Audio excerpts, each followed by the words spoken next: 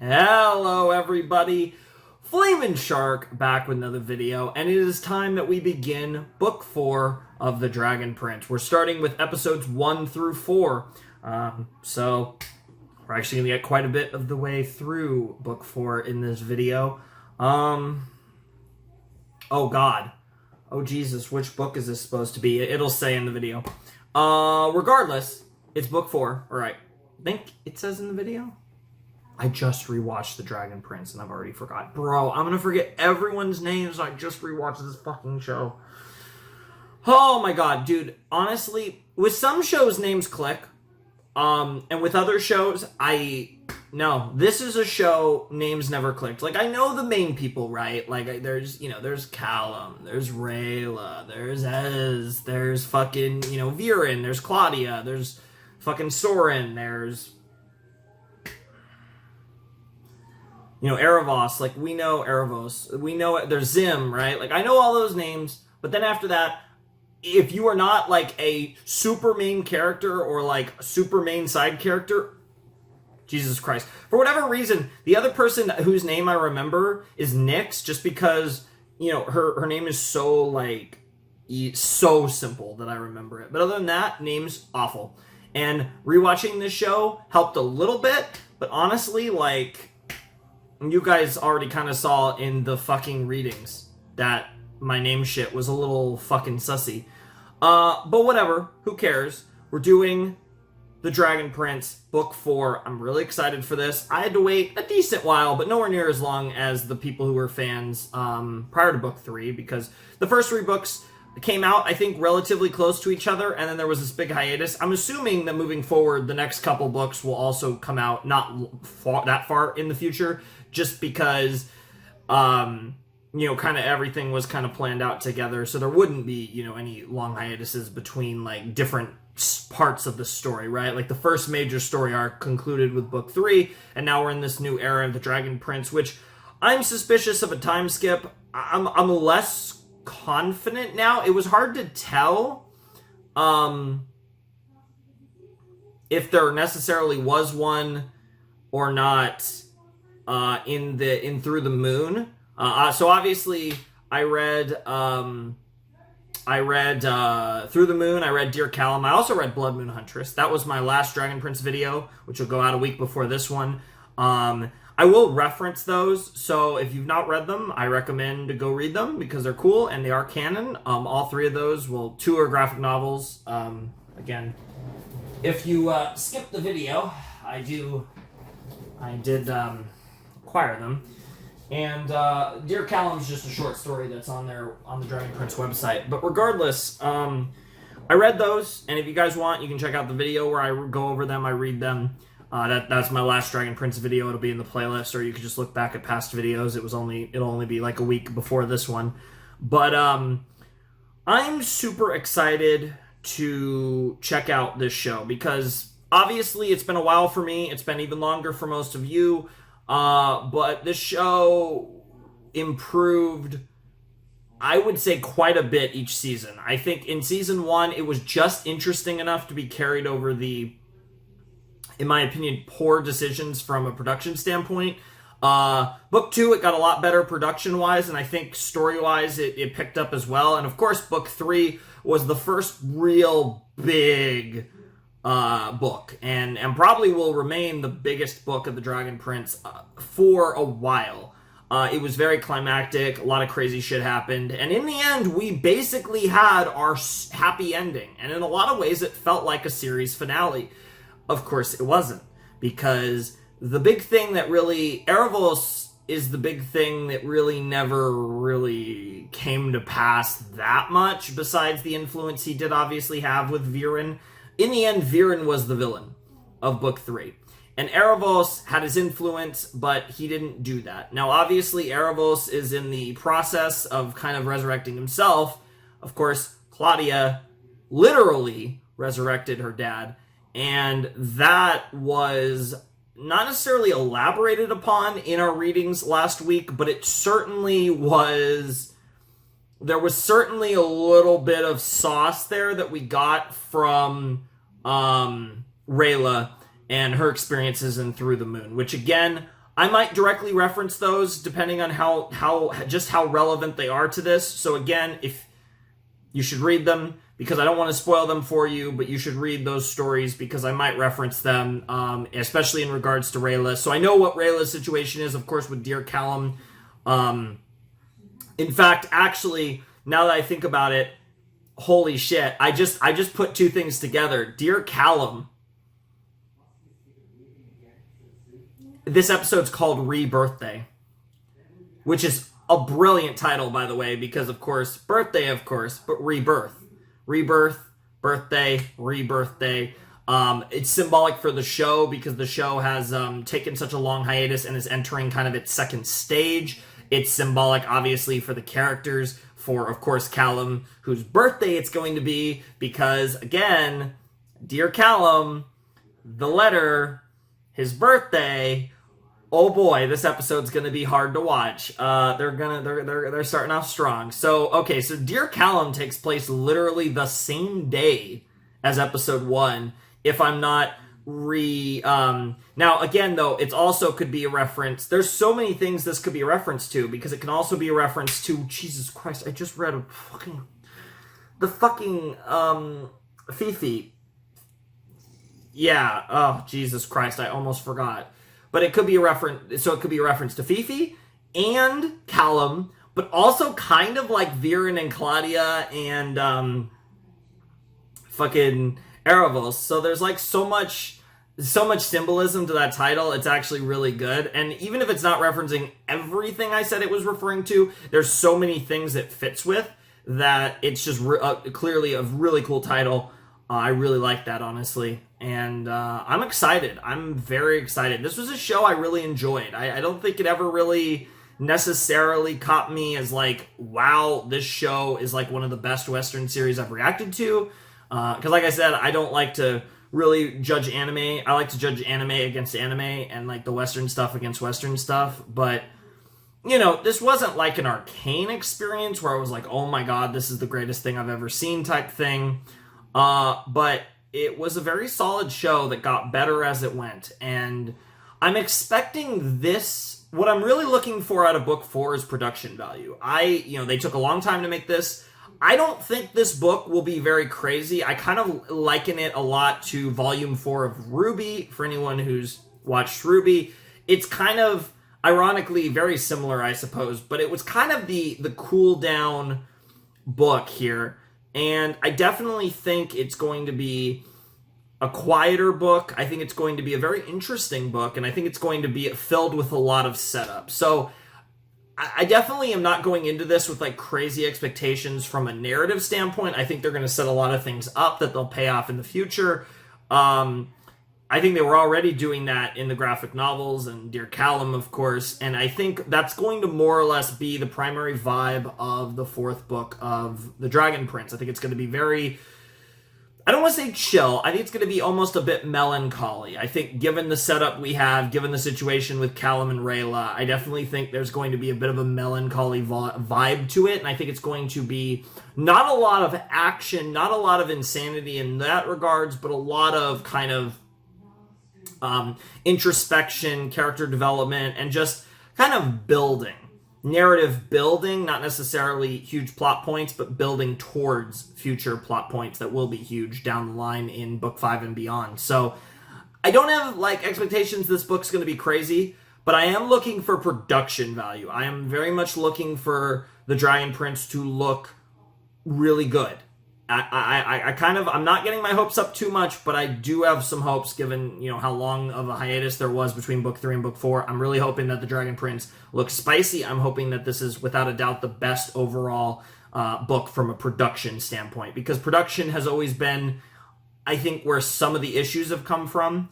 Not necessarily direction, but even direction's been iffy at times personally, in my opinion, but I definitely think like just the production value I'm hoping goes way up, and I hope to potentially, I just love when a show, that's probably one of the coolest things about having watched Ruby over such a long period of time, is where it started and where it is from a production standpoint. And The Dragon Prince similarly was a bit iffy from a production standpoint at the beginning and has improved every book. So I'm looking, but this is where I'm looking for potentially a big jump in production value. I really hope that the season looks really good. And I do like this show a lot, so I'm hoping that they'll give us some good stuff, because even though I'm kind of expecting more of a cool down, more of a transitional book between like craziness and future, like the craziness of last book and the craziness that we're going to eventually get, I could be wrong. This could be metal as fuck. I think it's going to have a more adult tone as well. I'm not saying that the Dragon Prince hasn't had mature tones. I think they're going to get more of a mature tone over time, which is another reason why I kind of liken the idea of a time skip, which, unless I'm totally forgetting, I didn't get any confirmation of, but I feel like that just makes sense. But that's like the big prediction I have. I mean, as far as what they're going to do with Claudia and Viren and Aaravos, I really don't know. And same goes for our heroes, honestly. I think there's a lot. I think Ezran could become a very like focused character, and that would be really cool, especially, you know, again, if he's a little older. But I don't know. I'm ready for whatever they're going to give me. I'm really excited what Justin and Aaron have in store, and the rest of the Dragon Prince crew, of course. So let's just not waste any more time, and let's jump into the Season 4 premiere of the Dragon Prince, Rebirthday, in 3, 2, 1, and play.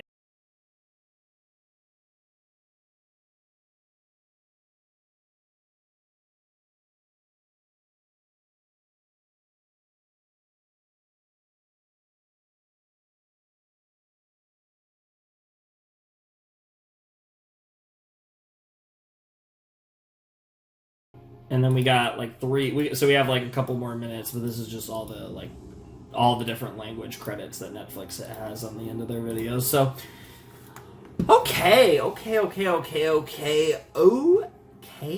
That was the book 4 premiere of the Dragon Prince, Rebirthday, and it was kind of interesting over the course of the episode. With the context of the stuff that I did read in the last video, it was interesting to kind of try and piece together what was going on. So, as it turns out, we had a time skip. I predicted the time skip. It's probably the only thing I was expecting going into this season. It just felt like I've watched enough series to know when you're slotted for a time skip. And it was like, that is the like classic time skip, is when you have a season finale-esque kind of ending, but there's still kind of stuff, and it was set up in a way. So Viren was just dead for 2 years, and then he wasn't. And now, here he is, alive of sorts with Claudia, and they have a month, or 30 days, I should be specific, don't want to get my girl Claudia mad, to find Aaravos, basically. And that is the Mystery of Aaravos, at least the beginnings of the Mysteries of Aaravos. And we're going to have to try and find him, and that should be really interesting, and I'm very excited to see the Viren, Claudia, and Terry arc. That's going to be interesting. In fact, let me actually...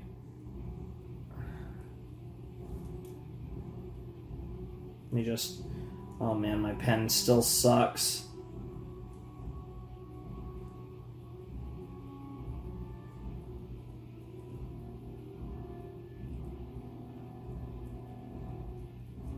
There we go. I wanted to write a little thing down about him. But I'm very excited to see where they go. I think so we have kind of 3 perspectives that we're going to follow. We have the main perspective, which is Ezran, Callum, Soren, Corvus, and everyone else, right? Like that group. We have the second perspective, which is Viren, Claudia, and Terry. And then we possibly have the third perspective, which is Rayla. We don't know if we have the Rayla perspective or not. We don't know yet what they're doing with Rayla, but I'm assuming, given Rayla is one of the main characters, I'd argue, I mean, she's either the second main or the third main. I kind of see her as the second main, to be honest. I kind of think it goes Callum, Rayla, Ezran. But you could flip Ezran and Rayla depending on your opinion, I guess. But Rayla is like the main female character, at the very least, and probably the second main character in general. So she's like a really important character, and I'm very excited to see this kind of Rayla alone arc, so to speak, to kind of give a nod to something else Aaron has worked on.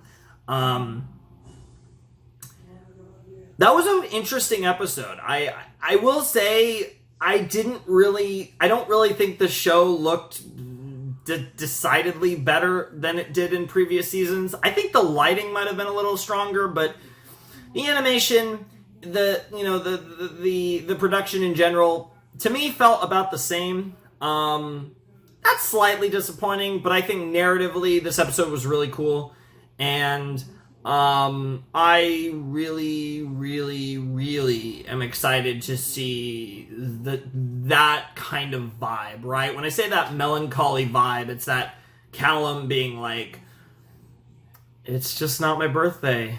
I can't help but think of it as the anniversary of the day Rayla left, right? Like, that vibe and the way that Callum was feeling at the end of this episode was the kind of vibe that I think will be permeating through this season. And I think, based on what we got in this first episode, I think Viren's going to kind of be very melancholy. I think we're going to get a lot of melancholy Callum, and we'll have to see, again, when or even if we're going to see Rayla, what they're going to do with her and how she's going to be looking. But there's a lot of fun stuff that they could do in this season for sure in the meantime. And of course, we do have the Dragon Queen alongside the Dragon Prince coming to Katalis to meet with Ezrin and the people of Katalis, and that should be a very interesting experience. I am excited for that. That should be pretty fun. But we are set in a position right now where the plot does not exist with the heroes. We're going to get more of their stuff, but I think their stuff's going to be relatively mundane. And you consider the intro, right? What was the intro? It was the Aaravos opens the starry, the cosmos, so to speak, on the map, and then with like the legends and all that cool stuff, and then we pan to Viren getting stoned and Aaravos picking him up almost like he's a chess piece and kind of smirking, and then it goes to the Dragon Prince Mystery of Aaravos. I think if that is the actual OP for all 9 episodes, and possibly longer, you never know, I think Viren and Claudia are and Terry are like the primary. I'll just say Viren, right? I think Viren might be the primary perspective of this season, which would be really interesting. But the plot is with Viren and Claudia. The plot is not with our protagonist right now. Like, sure, events will happen, things will happen, and things will, change. That will change over time. The plot is with the villains right now, without a doubt. Like, right now, the heroes don't really have any goals other than continuing to kind of promote peace between the human kingdoms and Zadia, and just ruling a kingdom. Like, there's no wars to fight, there's no significant conflicts. Ezrin has to rule a kingdom, and Callum and Corvus and Soren and everyone else has to support him in that. Like, that is the plot for our heroes. The only hero that potentially has a plot to really follow is Rayla. So I'm curious, and I think if you split the plot between Rayla and her adventures, and then Viren and his adventures, and then you spend some time focusing on, of course, on like Callum and Ezrin and all of them, I think structurally switching between those 3 perspectives is how they're going to go about this season. I could be wrong, but that's what I'm getting the vibe of. But I also don't even know for sure that Rayla is going to be included in that. It might just be Viren and Claudia's perspective with, and of course with a fair amount of Callum and Ezrin's perspective mixed in.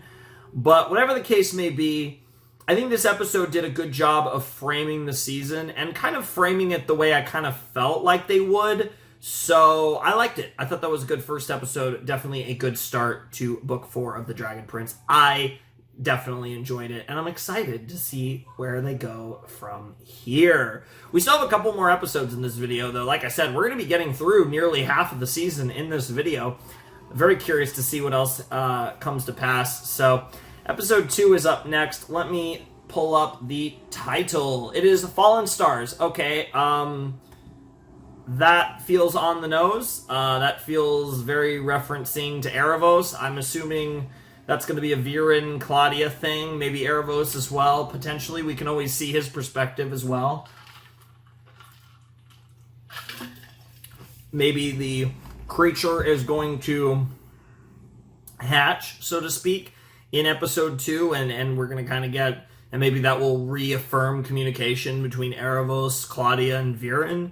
We'll have to see. I'm definitely excited to find out. Definitely, though, Fallen Stars, I can see how you can make the connections to, to Callum and Rayla and all that stuff. I think we will probably see the Dragon Queen and Dragon Prince's visit to Katalis in episode 2, but I think the primary focus is going to be on Viren and Claudia. That's my prediction, and now let's check out Season 4, Episode 2 of The Dragon Prince.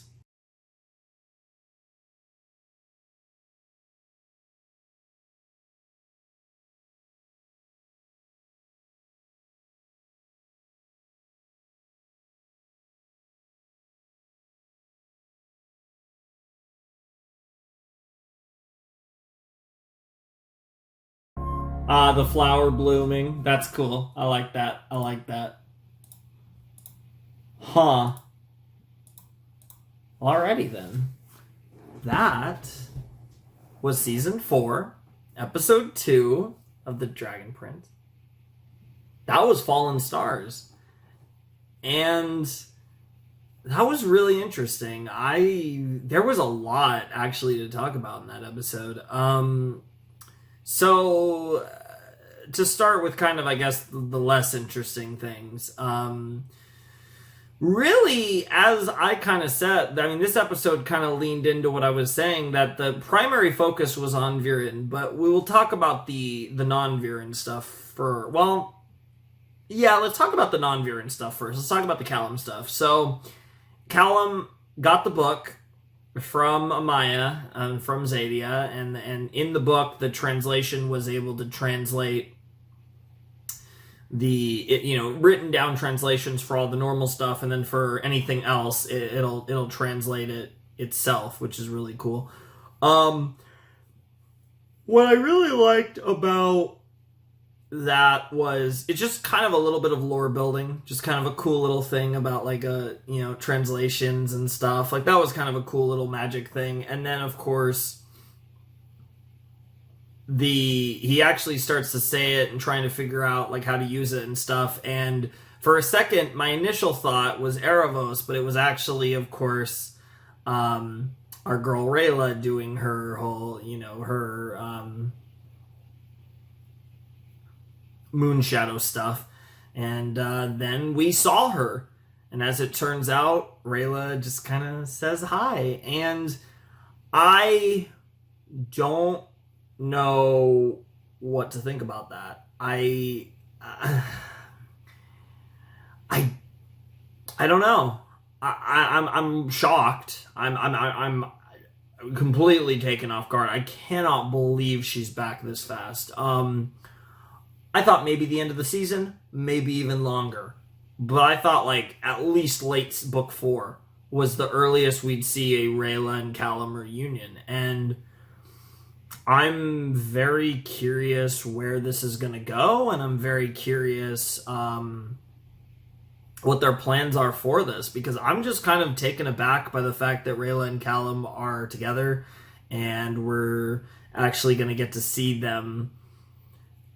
Rayla looked incredible. She I think of all of them, as far as the time skip glow ups, I think Rayla wins. A lot of characters look the same. Some characters it's more obvious. I'd say like obviously Ezrin, but Rayla looked awesome. And again, Rayla is probably my favorite character in this series. I think Claudia is a contender. I think Viren is going to be. I don't know exactly where I would have put Viren before. Soren and Viren, I think, are characters that are going to be in that running, because I am loving the Viren stuff, which we'll get to in a second. But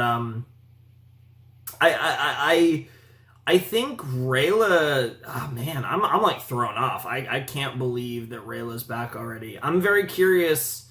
I'm not surprised that we saw her in this episode. I'm just so surprised it was her showing up and saying to Callum. Like, that's insane. So whatever the case may be, I guess we're going to see how that plays out in the next episode, which is really cool. That's really exciting. On the flip side, we have Viren, which is where I want to really kind of focus. The Viren, Terry, and Claudia stuff. Viren, so they're going back up the storm spire, so he's already having to directly relive the PTSD of his own death, and that's something that's so incomprehensible for people, reliving their own death, because obviously, death is supposed to be final, but in this particular case, he has full memory of what happened. He remembers falling off the spire, and he's in this weird spot now where he has to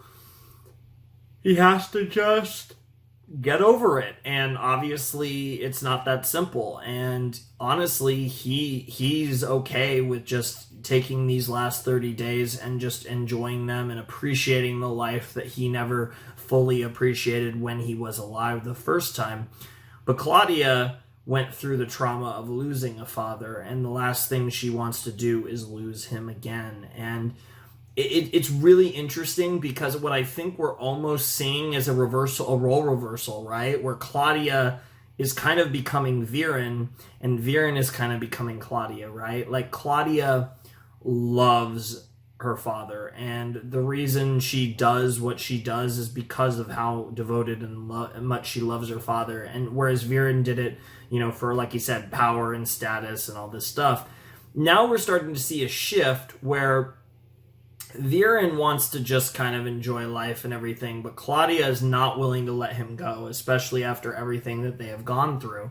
And so now they've kind of role reversed, where Viren is going along with Claudia because he loves her, and I think he has a newfound respect for just how much he appreciates his daughter, because Claudia is the most important person to him in his life, and he doesn't feel like he properly appreciated her when he was alive the first time. But the thing is that if him staying alive means so much to Claudia, then what can Viren do other than try and do this and succeed in this adventure? Because this is what Claudia wants more than anything. And being kind of a enlightened father now, Viren kind of has to try and stay alive, because it's the thing that his daughter wants more than anything. So it's a really interesting dynamic. Like I said, somewhat of a role reversal between Claudia and Viren. I really like this for both of them. I think this is just such a great direction to take with Viren. Not a direction I necessarily expected. I thought they would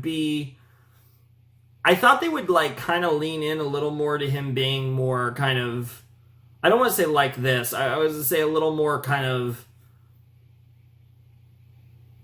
just calm and a little less maybe power hungry and stuff. And I thought there might be a little bit of this, but I didn't think it would go nearly this far, where they play fully into PTSD, and they'd also play fully into kind of this just new look Viren, who really is appreciative of the fact that he even has this opportunity at all, and he feels like maybe he should just enjoy life for these final days he has. But Claudia fell so deep into that obsession and kind of made her own bed and made her choice despite everything at the in book 3, and she's full commit, right?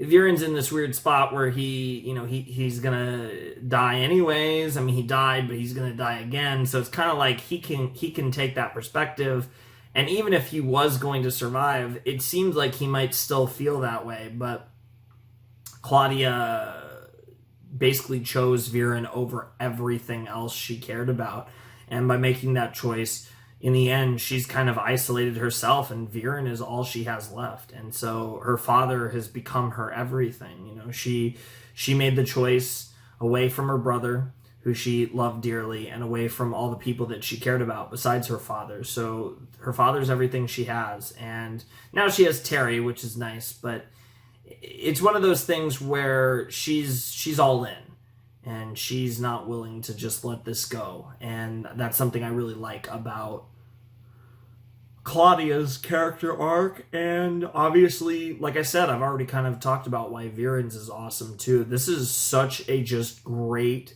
advancement of both of their characters and how they interact with one another. I absolutely adore this.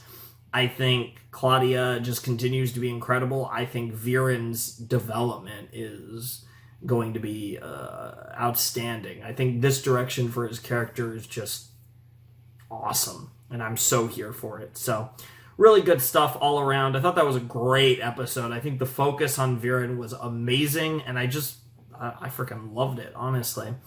The next episode is called Breathtaking, which can refer to whatever beautiful scenery we might see on Viren's side potentially, but also maybe the top of the storm spire, ironically enough, but also could literally just be referring to like Rayla.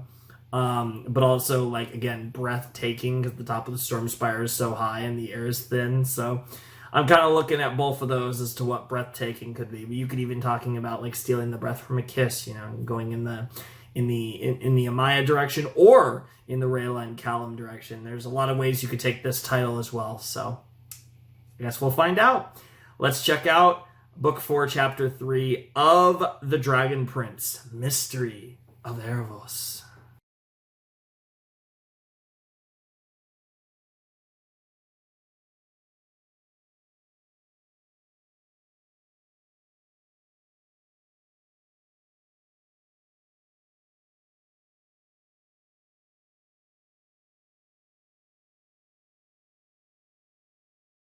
Yo, that's sick. Holy fuck, that was phenomenal. Holy fuck, that episode was so good. Easily the best episode of the season. One of the best episodes, I think, of The Dragon Prince. Oh my god. Oh my god, that was beautiful. Holy fuck. Holy fucking fuck. Oh my god, again, taking, like, some series, I think, do this really well, and some series don't. And it's the multiple perspectives, right? Like when in an episode you're focusing and you're going back and forth, right? And there's various ways to write it.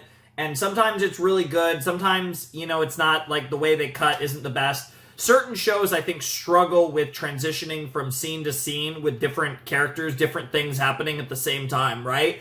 This show just did it brilliantly. Oh my god, brilliantly. That was so captivating. Holy shit. Oh my god. That was so good. Wow. That was really fucking good. Jesus Christ. Just the way that not only they transitioned between the two scenes, but the way that the way the two scenes intertwined. I'm going to use intertwine. They were interwoven together, but they intertwined with one another. Was just fantastic. It was brilliant. And you really were left with this situation where you felt it, and of course the piece that they played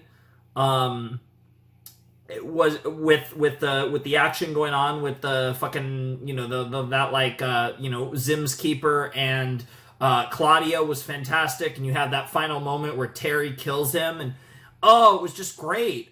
That episode was breathtaking. And again, the irony, breathtaking. He took his last breath to send that message. Of course, he died. There were jokes about breathtaking early on.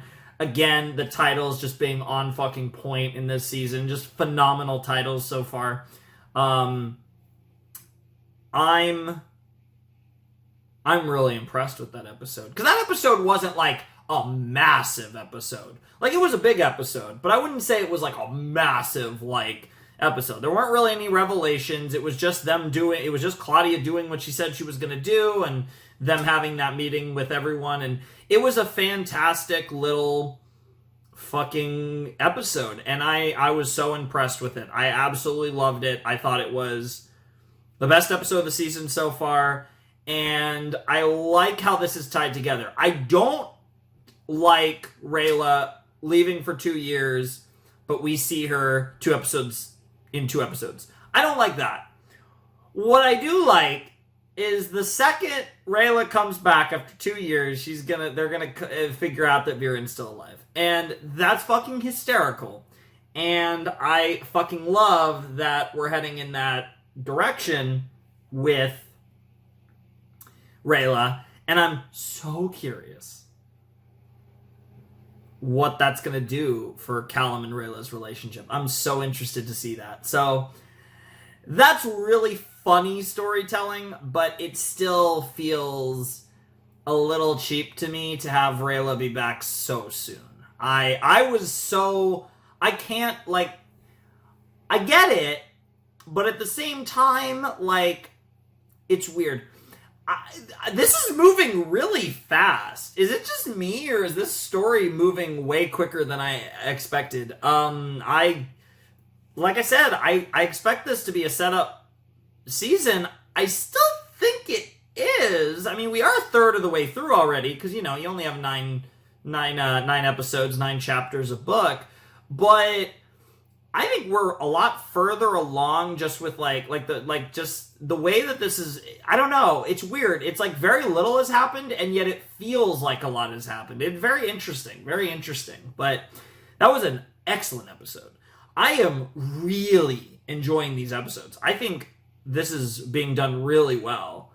I really like that episode, and I'm really excited for episode 4, because we are still going to do one more episode in this video. Kind of random to say this, but if you're not aware, we're doing the Dragon Prince on Sundays. Previous Sunday, we did the reading content, Blood Moon Huntress, Through the Moon, Dear Callum. Here, we're doing our first reaction to Book 4, and we will continue Book 4 the following 2 Sundays. It's just going to be on Sundays. And then we'll be done, and then we'll move on to our next show we're to catch up to, Inside Job, and so on and so forth. You get the point. But, yeah, that was an excellent episode of The Dragon Prince. Definitely the best episode of the season so far, in my personal opinion. And actually, I think from a writing standpoint, one of the best episodes the show has ever done. I fucking love that episode. And I think that would have been a great stopping point, but my sets are 1 to 4, so I'm very curious what episode 4 is going to bring. I don't have a ton more to say about episode 3. I just think it was brilliant. I think the way it was structurally, the way it was narratively put together was just excellent. I think again, it's a classic. It's a tale as old as time, the cycle of hatred. It is at the root of so many stories, and the Dragon Prince is with undeniably one example of that. And I always find the portrayal of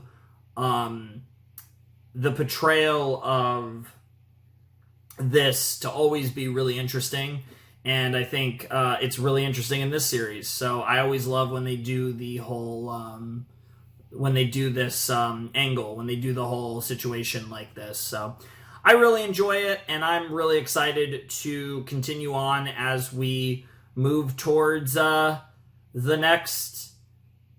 we continue on and we move towards the future with the Dragon Prince. That was an excellent episode of the Dragon Prince. I'm very curious. Through the Looking Glass is the name of episode 4. Obvious Alice in Wonderland reference. Could be referring to the mirror that Callum has. Maybe he's going to figure it out, or we'll have to see.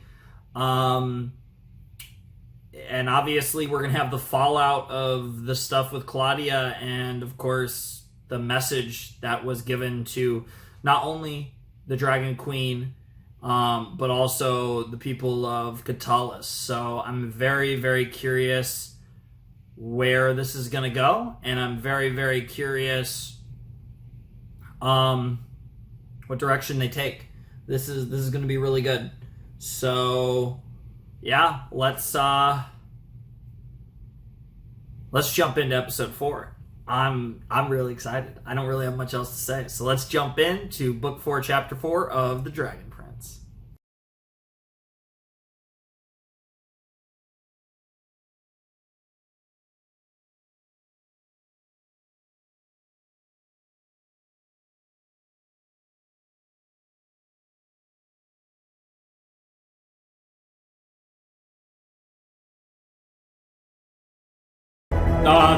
What was it, Grumpernickel, I believe? Yes, sir! Oh, it sets up such a great, story arc. Oh, that's such a great wrinkle, because it's the parallel's so obvious, right?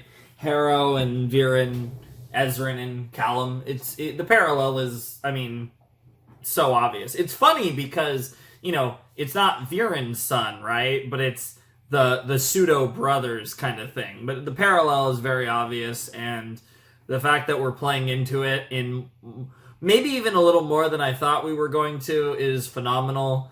Aaravos' manipulation, his way he worms into others, which only further accentuates why Viren's the way he is. Obviously, PTSD, the fact that he died, all that stuff, but also the fact that he's kind of free of, you know, he's had this come to Jesus moment, so to speak, in the almost literal sense, but he's also kind of free of the manipulation. So there's a lot there, which, you know, obviously, ironically, more so than Claudia, which is so good. Oh, that was so good. Oh, man. This is really good. I really enjoyed these episodes. I think episode 3 was peak of this set, but episode 4 was really cool. And I can understand why that was a cut point, because the Aaravos doing Aaravos things was fucking sick as hell. Taking over Callum's body to have a little chat with everyone and then, you know, just kind of get his point across. He was like, all right, I'll do my thing and then we'll be done with it. We'll rid ourselves of it. And despite just directly saying all that shit, I fully believe that Callum's going to be drawn to Aaravos. Obviously, what will make Callum the hero of this story is that in the end he'll resist, but I am curious how far down the rabbit hole or he goes after looking through the looking glass, right? So it's really, really interesting, and I'm really excited to see where they go with this, because that was a really fun episode of The Dragon Prince and a very satisfying episode of The Dragon Prince. I thought this was really good. I have some issue with Rayla's reemergence being so fast, and I think that's probably the only thing I didn't like about this set. And even then, I like how it played into the dynamic. I don't like the idea of doing that narratively and then kind of doubling back on it so fast. And obviously, I think it would have been even worse if I didn't read Dear Callum. I think if I didn't read Dear Callum, it would be even worse. And obviously, a lot of people who watch this most likely didn't. But either way, I really didn't like that element of it, but I liked everything else. So, all in all, this was really good. Like I said, I think the production's better than it was in Season 3, or any season for that matter, but it's a little less of a jump. It was a very slight jump, but still a jump. I did notice it was a little cleaner in certain aspects, but overall, it looked pretty similar to how it looked before. Almost the same, but a little better. But the storytelling is great in this season. I'm actually really impressed. It's not necessarily that shit's getting too insane or anything. It's just they're setting up this whole arc so well, and I just really fucking love those episodes. So very positive, very positive. I went into this with a lot of hype. I think this has kind of exceeded my expectations a little bit because I had a lot of hype, and I think the reading material we went over last Sunday for you guys. The funny thing is, I'm actually recording this. It's about 3 a.m. on Sunday the 27th, so about 9 hours before my video on Blood Moon Huntress and Through the Moon and Dear Callum goes up. So that's actually about to go up in a little, in about 9 hours. So that's kind of funny, but yeah, I really enjoyed this episode, and I don't know if this will be up directly on YouTube or if I'll have to, do the whole review thing like for the other seasons. There's a chance it might be on YouTube. I'm assuming it's not, but we will see. We will see, because I've had mixed results with Netflix, to be honest. So we'll see if I'm able to get it up or not. But if I am, then that would be awesome. Obviously, I was able to put up the other video because it wasn't the actual show. But this one we'll have to see. I hope probably not, but if it is, then that's awesome. And I hope you guys enjoyed the convenience of that. It's really nice for me too when I am able to do that. But Whatever the case may be, I thought that was a really, really good set. I thought that was a really good return to the Dragon Prince. I feel like this was more of the true return than the last video, obviously, as we were watching actual episodes of the series. We only have 5 episodes left. It's still going to be 2 more sets, though, so we're not finishing next Sunday, but we will be continuing, obviously, next Sunday, and then finishing in the 3rd Sunday of December. We will finish the Dragon Prince, so looking forward to that.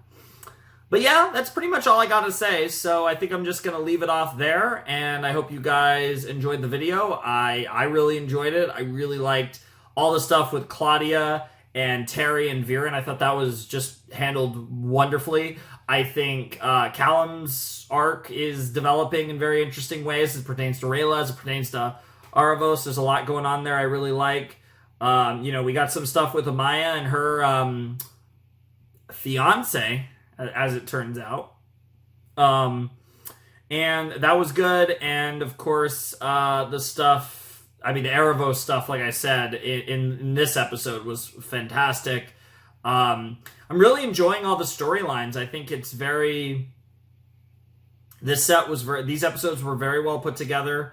I definitely see a very clear and concise goal with the Dragon Prince right now. And that's something that I think was always there with the Dragon Prince, but took a little while to, form itself. I think this feels like similar to like early Dragon Prince, but like a million times better. Not to, again, necessarily shit on early Dragon Prince, but like the show is just so far beyond where it was at the beginning. And even though there were a lot of positives about early Dragon Prince, it feels like a different show to me. And I mean that in the best way possible. So I'm really, really into this. I'm really, really excited. I was pretty excited to read the graphic novels and Dear Callum, and those were really cool. I specifically actually loved the art on Blood Moon Huntress in particular.